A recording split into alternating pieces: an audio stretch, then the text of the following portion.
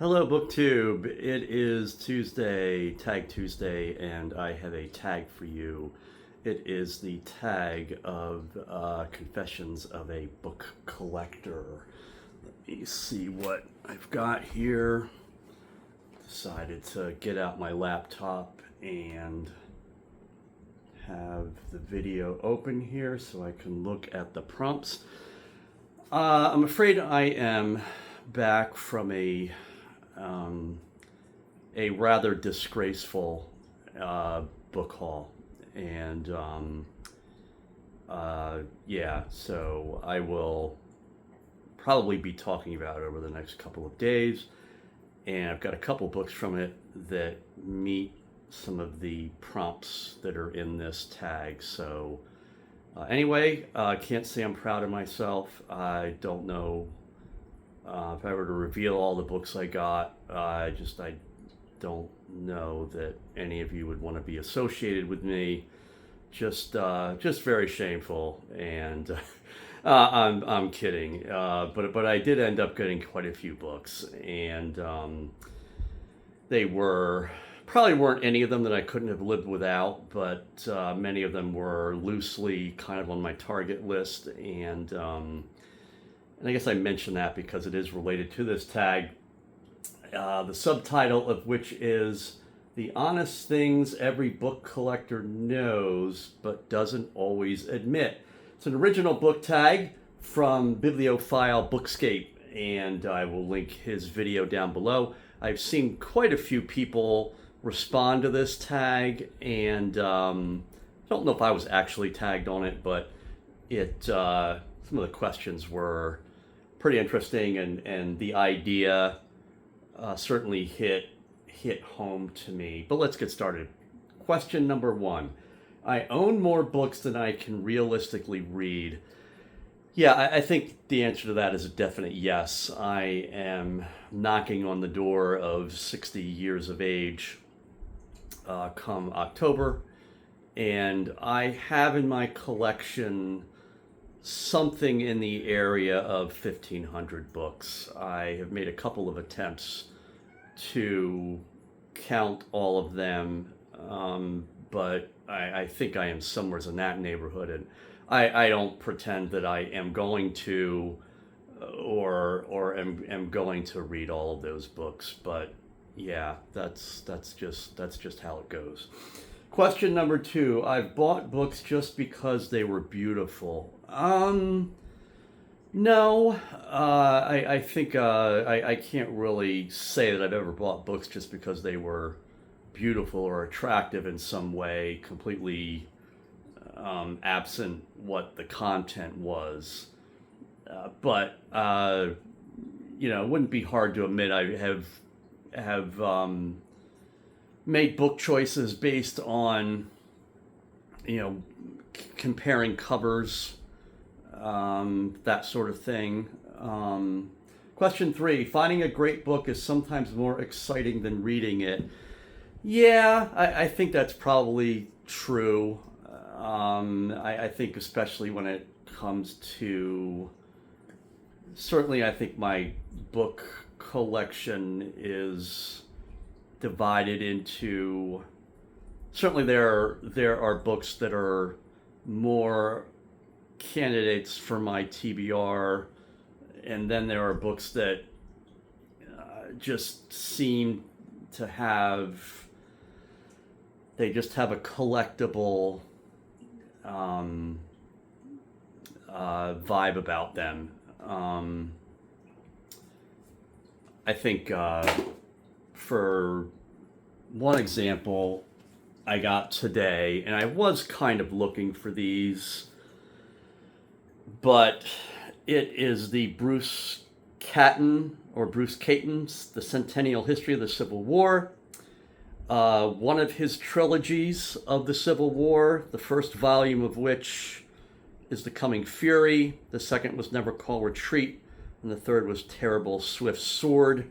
If I'm not mistaken, those are the 3 volumes of this set, and I have them all in hardcover. I have one of the volumes in mass market paperback, and this came all as a set that I picked up today. And again, even though I have each of these in hardcover and already had the one in paperback, I just really liked the idea of having this set. So yeah, so I got it. So yeah, I don't. It was exciting to find that set, and yeah, I imagine I will reread it. But I do think kind of having the mass market paperback, I have gotten on a mass market paperback kick in the last couple of months, and partly that's a bit of a, that's part of the collector in me, that I have suddenly developed that taste on a kind of aesthetic level. But I also think it also may lend itself to me actually reading these books, because the mass market paperbacks just are a little easier to handle. So anyway, number 4, I bought duplicates by accident or because I liked a different edition. Yeah, both. The issue of buying duplicates by accident surprisingly has not happened a lot. I know there was a book on Thomas Jefferson. It was not a biography, but it was more of a, his philosophy, that sort of thing, that, I already had a copy, and then I had been in a used bookstore and I saw it and bought it, and either I wasn't aware that I already owned it or I wasn't sure. But that kind of doesn't really that doesn't really happen too often. But buying a duplicate because it was a different edition, and I actually don't do a lot of that either, but I have done more of it lately. And just, let's see what, a couple that I've gotten recently kind of fit this bill. This is Donna Tartt's The Secret History. This is a very nice trade paperback. I have the original, or well, what I guess is the original mass market paperback from certainly one of the earlier editions. It's a 1992 book, and I think the book I have is 1995, and the spine is kind of broken on it, and so been thinking about getting a nicer, newer version. So, and it's another edition, obviously. So I got that, and again from my book haul today, I already have the trade paperback version of this book. This is Landscape Turned Red: The Battle of Antietam by Stephen W. Sears. I have the trade paperback and I have the audio book. I think I have the audio CD set of this, but I just love this cover. And again, it's a mass market paperback, and so I just thought, yeah, I'm snapping that up. So again, I haven't really done the different editions type of buying to a large degree, but here recently, if the version I've got is not in good condition, or if I am wanting to swap out a trade paperback or a hardcover for a mass market paperback or vice versa, I have done a little bit of that in the last few months. Number 5, I sometimes rearrange my shelves for fun. No, not really. Anytime I rearrange my shelves, it's really for more utilitarian purposes, to get books off the floor, to group books together by genre, that sort of thing, move books around from one room to another, but mostly because I am trying to better organize things, I generally don't do that for fun. There are books, number 6, I'm sorry, there are books I'll probably never read, but I'll never get rid of them. Yeah, I'm sure. I have quite a collection of those. I can't imagine that. I have a room full of American history books that largely span the American colonial revolutionary era through the Civil War and Reconstruction, and I think at this stage I don't quite have the burning urge to read a lot of books on the Revolution or the Civil War. Although I did read a book on the Revolutionary War, or a Revolutionary War figure, this year, and I did get those Civil War volumes that I just displayed. But there are a lot of books in that collection that I'm just 99% sure I'm probably never going to get to. But nah, not going to get rid of them. They're gonna, I'm probably gonna die with those books in my possession, and hopefully someone will enjoy those. Number 7, I bought books simply because they were a bargain. Yeah. Today's a good case in point. The used bookstore that I go to periodically has a large section of books outside that are 5 for $1, or no, 5. If you buy 5 of them, or in multiples of 5, they are $1 a book. And then I discovered today that some of the books outside are actually 5 for $10. So inflation has invaded the bargain bin at this bookstore. But anyway, so these books are like $1 or $2, and I got several books today that fit that category. Although a good portion of them were books that I really did want. Some of them are books that I've had before and unhauled. 1 or 2 of them might be books that I'm not sure that I have, so I might run into a duplicates issue. And a couple of them are like authors I'm not sure how much I want to read by them, but I'm willing to give them a chance. So yeah, the bargain bin has prompted me to buy quite a few books that I doubt I would have bought for, and if they were even just a few dollars more than that. Number 8, I like the idea of having certain books even if I don't plan to read them soon. Yeah, again, that sort of fits with the Bruce Caton books that I showed, and I think it fits the bill for some of the books that I got today. A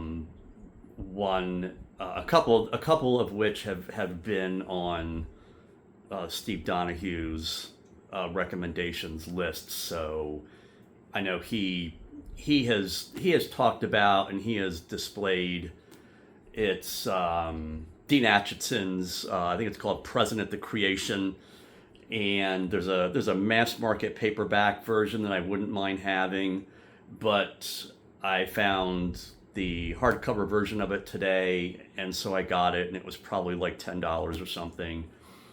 And I don't know that I'm going to rush out and read that book anytime soon, but it just felt like, yeah, that's one of the books I want to have. And it's an autobiography. It's Dean Acheson, telling his story in the State Department, and Steve Donahue just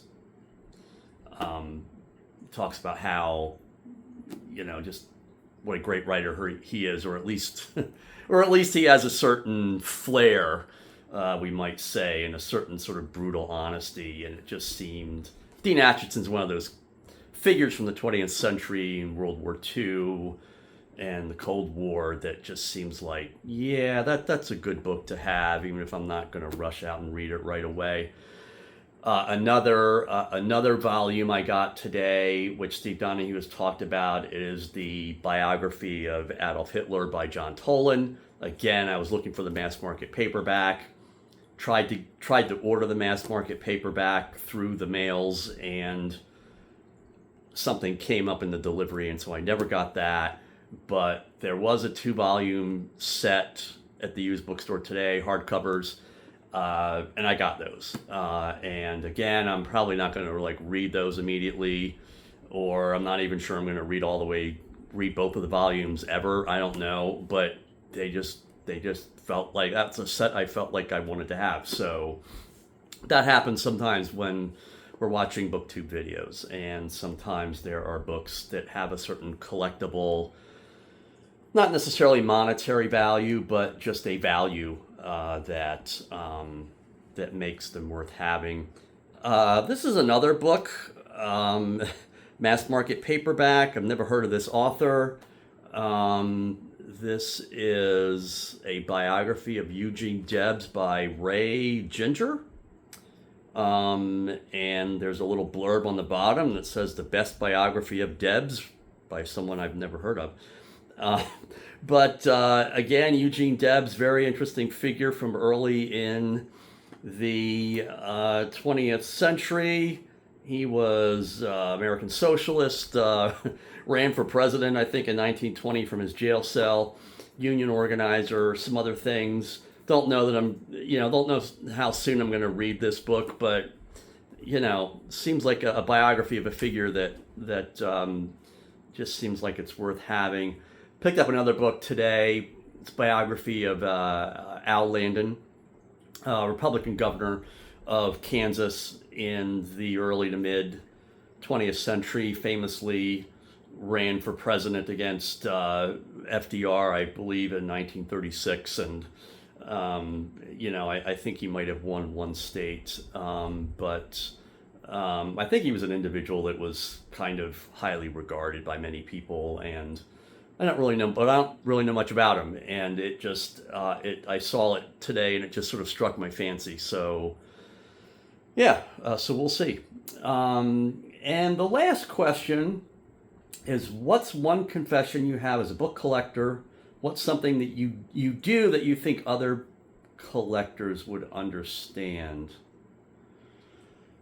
Well, yeah, this is a good question. I don't know that I really have a great answer to this question, but I do think I don't know if this is really all that unusual, but I will make special trips to go to used bookstores, and will kind of make a day of going to some used bookstores. And back in June, there's a couple used bookstores in my general area.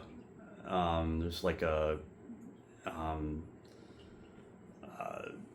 kind of a brand of them. I don't know if I'd call them a chain, but there are 2 used bookstores that are roughly about an hour from me, and they're kind of relatively close by to one another, but they're a bit far from me. And like 2 months ago, I did sort of a big day trip where I ended up going to both of these used bookstores in one day. So yeah, I guess I would just say that, going to kind of making a day of going to the used bookstore, or, going to multiple used bookstores in a day, and buying a lot of books. I came away with probably about 30 books today, just from the one bookstore. 20 of them were in the bargain bin, and the other 10 or so were sort of more, I won't say they were regular price, but they were higher priced.